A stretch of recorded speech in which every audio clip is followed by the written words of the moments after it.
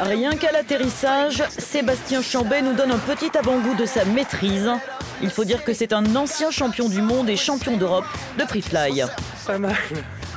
Actuel entraîneur de l'équipe de France, il est juste époustouflant.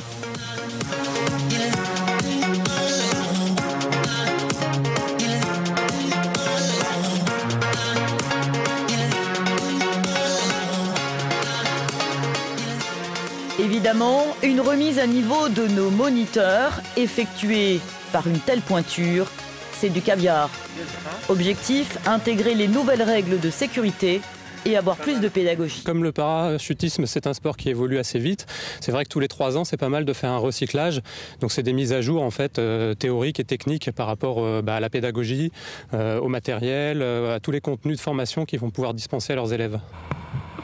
Après avoir effectué quelques sauts avec des élèves et sous le regard averti de l'instructeur, les moniteurs vont pouvoir intégrer beaucoup plus facilement ses conseils. Pour un premier saut, c'est bien. On ferme la porte pour le décollage.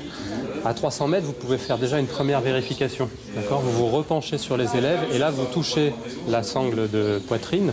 Donc pour bien vérifier le cheminement, vous vérifiez les 2 poignets, vous vérifiez l'ordre visuellement et vous vérifiez votre SOA à ce moment-là à 300 mètres. Il nous a appris à bien se structurer, à avoir des plans pour que les élèves puissent comprendre une chronologie. Et puis surtout, il a fixé des priorités.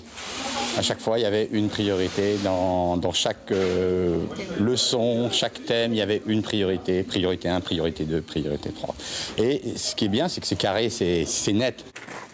Chaque intervention du moniteur en situation est filmée par le vidéoman professionnel. Puis le débriefing se déroule en groupe.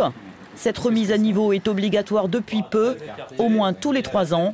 La Fédération française de parachutisme est très stricte sur l'évolution des moniteurs. Énorme.